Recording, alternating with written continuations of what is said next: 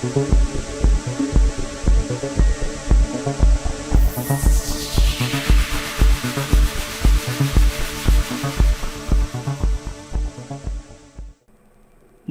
हूँ, मंजिल से अभी दूर हूँ, कोई ऐसा दूर भी नहीं। अगर कब्र ही इंसान की मंजिल है तो फिर किसी भी दिन किसी भी वक्त जा पहुँचूँगा। लेकिन दानिश्वर कहते हैं कि इंसान की मंजिल कब्र नहीं होती। कब्र में तो इंसान मरकर उतरता है, बल्कि उतारा जाता है। फिर इंसान की मंजिल क्या है? मेरी मंजिल क्या है? कहाँ है मेरी मंजिल? अस्सलाम वालेकुम दोस्तों, पिलान बी की जासूस सीरीज़ में खुश आमदीद। मुअज़्ज़िज़ सामीन हज़रात, आइए सुनते हैं अनायतुल्लाह की हंगामा खेज़ सरगुज़श्त मंजिल और मुसाफिर किस्त नंबर 37। मुअज़्ज़िज़ सामीन, आपसे उम्मीद की जाती है कि वीडियो को लाइक करें और चैनल को भी सब्सक्राइब कर दें। शुक्रिया।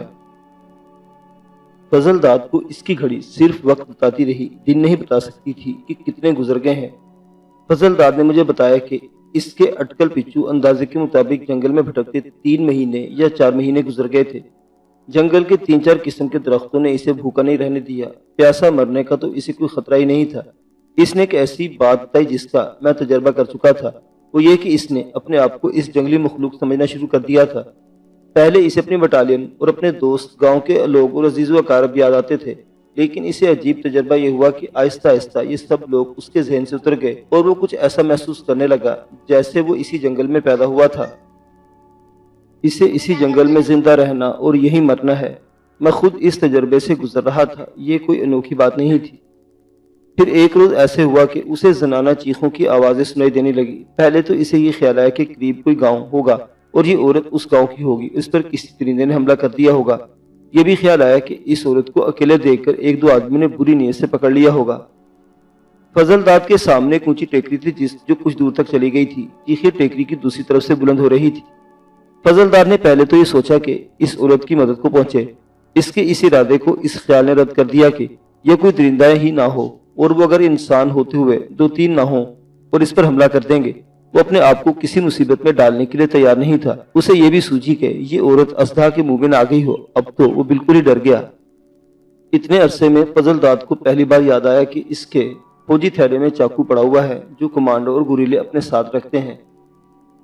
ये चाकू पहले राशन के डब्बों के नीचे पड़ा रहा था और इसके बाद इन फलों के नीचे रहा जो फजलदाद दरख्तों से तोड़कर झोला भर लेता था। इसने चाकू निकाल लिया। इस चाकू के 2-3 मुख्तलिफ किस्म के फल होते हैं जिनमें एक खासा लंबा और चौड़ा होता है। औरत अभी तक चीख रही थी, लेकिन किसी दरिंदे या किसी और इंसान की आवाज ना आती थी। फजलदाद इस टेकरी के साथ साथ आगे बढ़ता गया। वो इस औरत को नजरअंदाज करके आगे निकल जाना चाहता था। आगे टेकरी खत्म हो जाती थी और इससे आगे ऐसी एक और टेकरी शुरू होती थी। इनके दरमियान से गुजरा जा सकता था। फजलदाद ने इस जगह से चंद कदम पीछे ही था कि एक औरत वहां से चीखती चिल्लाती सामने आई और फजलदाद को देखकर भी रुक भी गई और खामोश भी हो गई।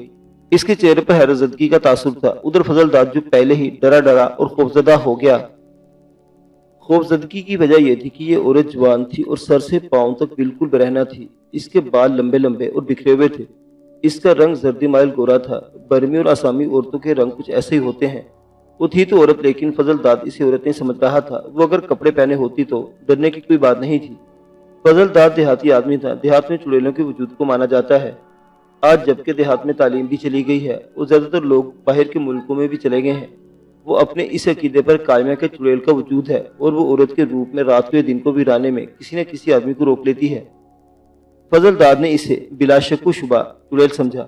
इसके हाथ में फौजी चाकू था। देहात में यह भी कहा जाता है कि कोई चमकता हुआ हथियार पास हो तो चुड़ैल भाग जाती है। हथियार से मुराद कुल्हाड़ी, तलवार, छुरी या चाकू है। फजलदार ने चाकू खोलकर सामने कर लिया। इसने दिल दिल में कलमा शरीफ का विर्द शुरू कर दिया। औरत मुंह खोले और कुछ ज्यादा आंखें खोले आहिस्ता आहिस्ता इसकी तरफ आ रही थी। इसका मुंह दरअसल हैरत से खुल गया था और आंखों का इतना ज्यादा खुल जाना भी हैरत का इजहार था। फजलदार ने कलमा शरीफ का विर्द ऊंचा कर दिया और आहिस्ता आहिस्ता पीछे हटने लगा। इसे तोको थी कि ये चुड़ैल इसका चाकू देखकर गायब हो जाएगी। तहजीब और तमद्दुन से दूर वो जंगल चुड़ैलों के लिए ही मौजूद था। यह शक हो जाता कि मरे हुए लोगों की रूहें, बदरूहें और जिन भूत इसी जंगल में रहते हैं। औरत आहिस्ता आहिस्ता फजलदाद की तरफ बढ़ रही थी और फजलदाद इसी की रफ्तार से पीछे हट रहा था।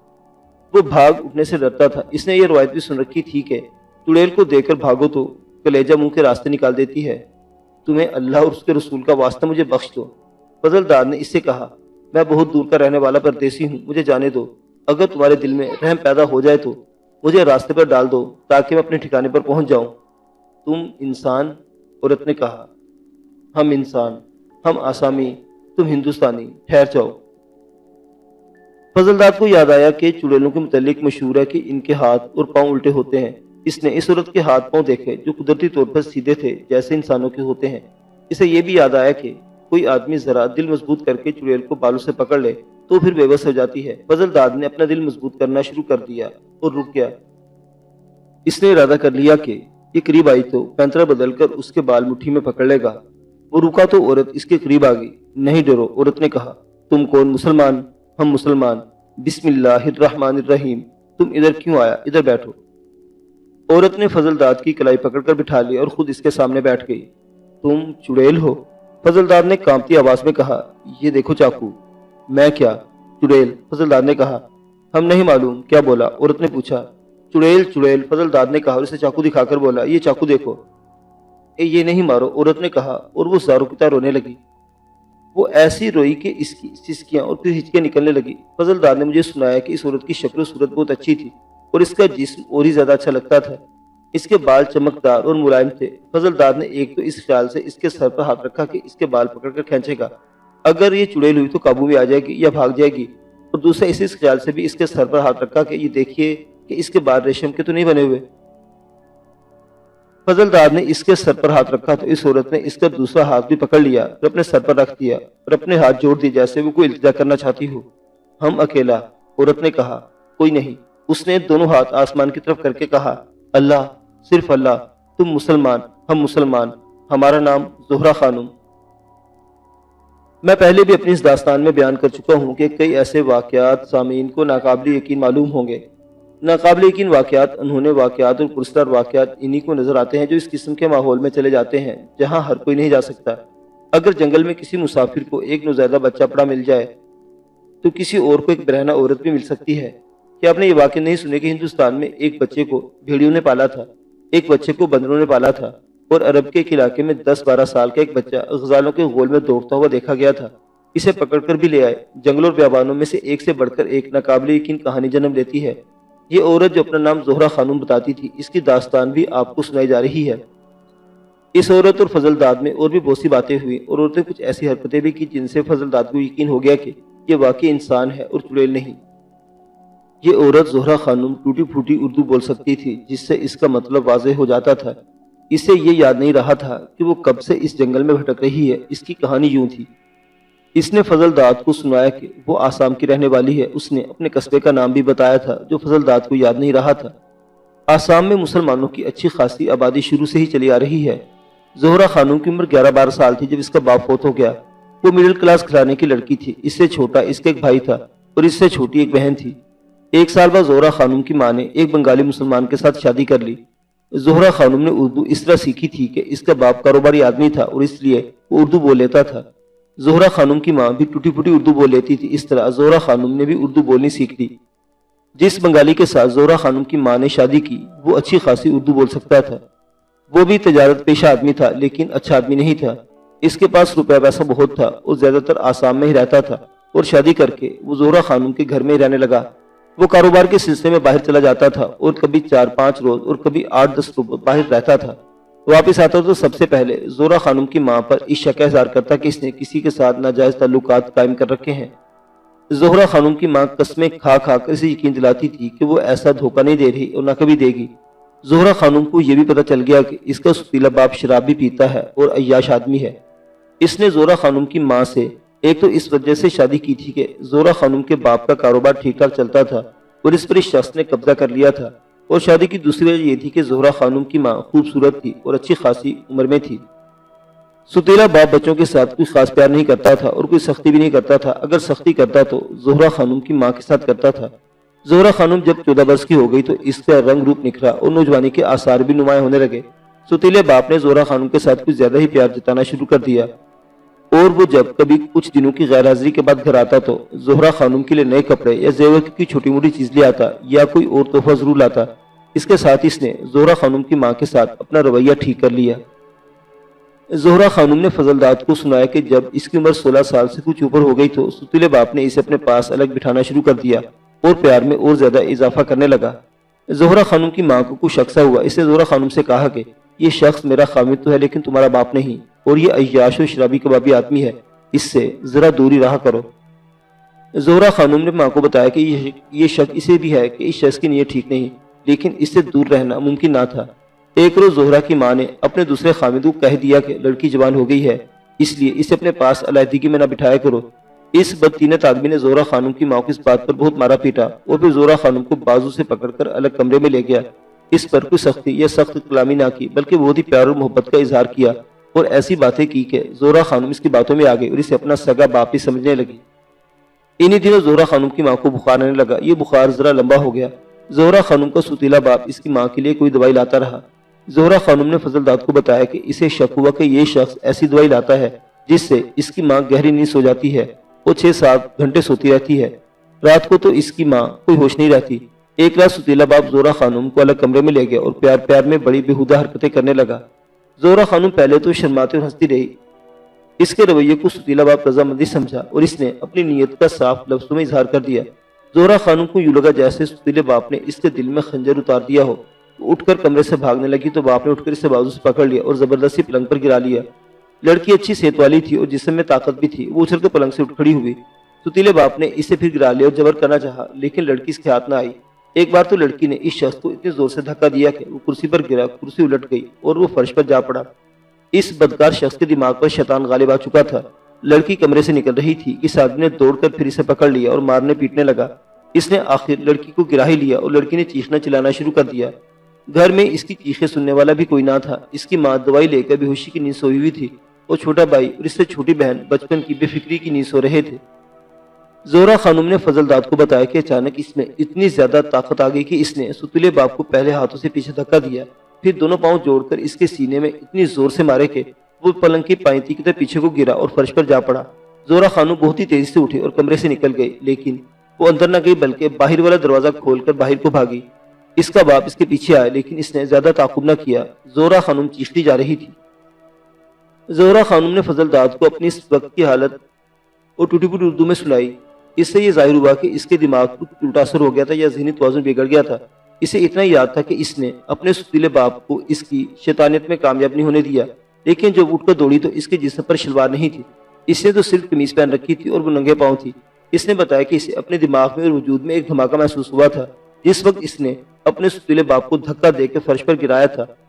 ان لوگوں کا گھر قصبے کے باہر تھا جہاں سے کھیت شروع ہو جاتے تھے اور اس سے آگے جنگل تھا اور پھر کچھ علاقہ پہاڑیوں اور چٹانوں کا تھا۔ زہرا خانم کو اتنا ہی یاد رہا کہ وہ قصبے سے نکل آئی۔ اس وقت اپنے سر میں یوں محسوس کر رہی تھی جیسے اس کی کھوپڑی میں چونٹیاں سی رینگ رہی ہوں اور اس کے دماغ کو بھی کاٹ رہی ہوں۔ اس کے بعد اسے کچھ یاد نہیں کہ وہ کہاں گئی اور کہاں رہی۔ اس کی باتوں سے فضل داد نے جو مطلب نکالا وہ یہ تھا کہ اس کی دماغی توازن بگڑ گیا تھا، یا یوں کہہ لے کہ وہ پاگل ہو گئی تھی۔ فضل داد نے اس کی جو باتیں مجھے سنائی ان سے میں نے بھی یہی رائے قائم کی کہ یہ لڑکی پاگل ہو گئی تھی۔ اسے بالکل ہی یاد نہیں تھا کہ وہ کہاں کہاں بھٹکتی پھری اور وہ برما کے جنگل میں یہاں کس طرح پہنچی۔ برما اور آسام کی سرحد ایک ہے۔ اس نے بتایا کہ مہینہ یا 1.5 مہینہ پہلے اس کا دماغ صاف ہونے لگا اور آہستہ آہستہ سے پتہ چلا کہ وہ اس گھنے جنگل میں گھوم پھر رہی ہے اور اسے یہ تو معلوم ہی نہیں تھا کہ یہ کون سی جگہ ہے اور وہ اپنے گھر سے کتنی دور ہے۔ یہاں سے زہرا خانم کی یہ کہانی ایسی گھوپ تاریکی میں چلی جاتی ہے جس میں نہ فضل داد کو کچھ نظر آیا نہ میں کچھ دیکھ سکا۔ خود زہرا خانم فضل داد کو کسی بھی سوال کا جواب نہ دے سکی۔ فضل داد نے مجھے بتایا کہ وہ جب بھی اسے کچھ پوچھتا اس کے ماتھے پر شکنیں آ جاتی اور اس کے چہرے پر کوئی ایسا تاثر آ جاتا جیسے وہ کسی تکلیف میں مبتلا ہو گئی ہو۔ وہ دراصل ذہن پر زور دیتی تھی اور سوچنے کی اور یاد کرنے کی کوشش کرتی تھی کہ وہ کہاں رہی اور کتنا عرصہ گزر گیا جس کا اسے پتہ ہی نہ چلا۔ سوچ سوچ کر وہ اتنا ہی جواب دیتی تھی کہ وہ جب یاد کرتی اسے لگتا ہے جیسے وہ کوئی خواب دیکھتی رہی ہے۔ اس وقت جب میں اور فضل داد جوانی کی عمر میں تھے اور برما کے جنگل کے قیدی بنے ہوئے تھے، اس واقعے کو تو نہیں البتہ زہرا خانم کی سنائی ہوئی کہانی کو شک کی نگاہ سے دیکھتے تھے، بلکہ میں نے فضل داد کے ساتھ کچھ بیہودہ باتیں اس لڑکی کے بارے میں کی تھی اور فضل داد نے بھی کچھ ایسی ہی اخلاق سے گری ہوئی باتیں سنائی تھی۔ میں اس کہانی کو آگے چلانے سے پہلے آپ کا ذہن کسی اور طرف لے جانا چاہتا ہوں تاکہ آپ سمجھ سکیں کہ یہ معاملہ کیا ہے۔ مجھے اللہ تعالیٰ نے وہ وقت دکھایا جب میں واپس اپنے گھر پہنچا۔ اس وقت میں پختہ عمر میں داخل ہو چکا تھا اور دماغ بہتر طریقے سے باتیں سوچنے کا عادی ہو چکا تھا۔ پھر جب یہ ارادہ کیا کہ اپنی زندگی کی یہ داستان قلم بند کروں تو میں ضرورت محسوس کی کہ ہر بات کا جواز ملنا چاہیے اور میں کوئی واقعہ اس طرح نہ سنوں جس طرح चंडाल चौकड़ियों में बैठकर लोग एक दूसरे को सनसनीखेज कहानियां सुनाते हैं। जोहरा खानूम की कहानी मेरे ज़हन में अटकी हुई थी। मैंने मुख्तलिफ किताबों का मुताला शुरू कर दिया था, नफ्सियात की किताबें भी पढ़ी और फिर मैंने 3 डॉक्टरों से मिला जो दिमागी और जहनी अमराज के माहिर थे। डॉक्टर बगैर फीस के बात नहीं किया करते और वो बात भी करते हैं जो इनकी मर्जी और पसंद की होती है। मेरा तारुफ इन डॉक्टरों से करवाया गया था और मैं इन्हें इनके घरों में जाकर मिला। उन्होंने बड़ा अच्छा तजज़िया किया था। तीनों डॉक्टरों की राय तकरीबन एक जैसी थी। राय ये थी कि आम फहम जुबान में लड़की पागल हो गई थी, लेकिन ऐसी पागल नहीं कि इसके दिमाग में कोई खराबी आ गई हो। अगर कोई खराबी आ भी गई थी तो वो आर्जी थी। लड़की को सुतीले बाप ने शदीद और गैर मुतवक्को सदमा पहुंचाया था जो इसके बर्दाश्त के दायरे से बहुत दूर था। वो वहां से भागी, फिर इसका जहन भी मफरूर होकर अपनी एक दुनिया आबाद कर बैठा। इसे शिज़ोफ्रेनिया की एक खास किस्म का मर्ज कहते हैं। डॉक्टरों ने एक बड़ी अजीब बात बताई। उन्होंने कहा कि इस लड़की को अगर पागल खाने में दाखिल करवा दिया जाता तो वो पागल ही पागल होती चली जाती और कभी ठीक ना हो सकती। इसे अगर घर में रखकर ज़हनी सुकून की दवाएं यानी ट्रैंकुलाइजर दिए जाते तो ये भी ठीक ना हो सकती। ठीक होने के बजाय वो इन दवाइयों की आदी और नशई हो जाती और हर वक्त नूदगी की कैफियत में रहती। फिर इन दवाइयों का असर भी ज़ायल होना शुरू हो जाता और वो इनकी मिकदार और ताकत में इजाफा किया जाता। इन डॉक्टरों ने अपनी इस्तिलाहों में ये तज्जिया किया था। मुझे कुछ कुछ इस्तिलाहें याद रह गई थी और ज़्यादातर भूल गया हूँ। मैं सामीन को इस झमेले में डालना चाहता कि वो इस्तिलाहें सुनी और मुझे समझने की कोशिश करें। एक आम ज़हन को समझाने के लिए बताना ज़रूरी है कि ये लड़की जोहरा खानूम अपना शऊर खो बैठी थी और लाशूर में चली गई थी। इसका जिस्म अपनी ज़रूरियात लाशूरी तौर पर पूरी करता रहता। ये ऐसे ही था जैसे मैं और फजलदार दरख्तों से जो भी फल हासिल हुआ खाते रहते और पानी पीते रहे और जानवरों की जगह जहाँ मिली सो गए। इन हालात में ज़रूरियात जानवरों जैसी ही रह गई थी, एक पेट भरना और दूसरा अपने आप को खतरों से बचाना। इस लड़की का एहसास जिंदा नहीं था कि वो कहाँ है और किधर जा रही है। डॉक्टर ने बताया कि ये कोई अजीब वाक़या नहीं है। एक डॉक्टर ने कहा, हमारे पास ऐसे केस आते हैं कि एक नौजवान लड़का घर से भाग गया और साल 1.5 साल बाद वापस ऐसी हालत में आया कि जैसे इसका दिमागी तवाज़ुन ठीक ना हो। ऐसे केस में इस लड़की से मिलते जुलते हैं। अगर मुझे नफ्सियात के इन डॉक्टरों से ही तजज़िया न मिलता और वो ये न कहते कि ये कोई अजीब और माफूकुल फितरत वाक़या नहीं तो मैं इसे अपनी दास्तान में कभी शामिल न करता। यूँ समझ ले कि ये लड़की अपने जहन और लाशूर की दुनिया में जिंदा रही, भटकती फिरी और कुछ अरसे बाद इसका जहन आहिस्ता आहिस्ता हकीकत में आने लगा और जब इसने फजलदाद के रूप में एक इंसान को देखा तो इसका जहन पूरी तरह बेदार हो गया और इसे गई गुजरी सारी बातें याद आ गई। वो जो रोई थी इसका भी अच्छा खासा असर पड़ा। इसके शूर के दरवाजे खुल गए थे। अलबत्ता वो इस सवाल का जवाब नहीं दे सकती थी कि वो कितना अरसा जंगलों में भटकती फिरती रही। फजलदार ने इससे पूछा कि जब वो घर से निकली उस वक्त जंग शुरू हो चुकी थी। इसने जवाब दिया कि कोई जंग शुरू नहीं हुई थी और न इसे मालूम था कि कहीं जंग हो रही है। इससे फजलदार ने और मैंने भी अंदाजा और हिसाब लगाया तो पता चला कि वो 5-6 साल इन जंगलों में जानवरों की तरह जिंदगी गुजारती रही है। बहरहाल ये मसला इन खवातीन हज़रात की स्वाबदीद पर छोड़ता हूँ जो नफ्सियात की डिग्री याफ्ता हैं और वो भी जो नफ्सियात के माहिर और आलिम हैं। मैंने आपको वाक़या सुना दिया, तज्जिया अपना अपना कर लें। मुअज़्ज़िज़ सामीन हज़रात, रहमतुल्लाह की ये हंगामा खेज़ सरगुज़श्त अभी जारी है। बकिया वाक़यात अगली किस्त में देखते रहिए। प्लान बी की जासूस सीरीज़। अल्लाह हाफिज़।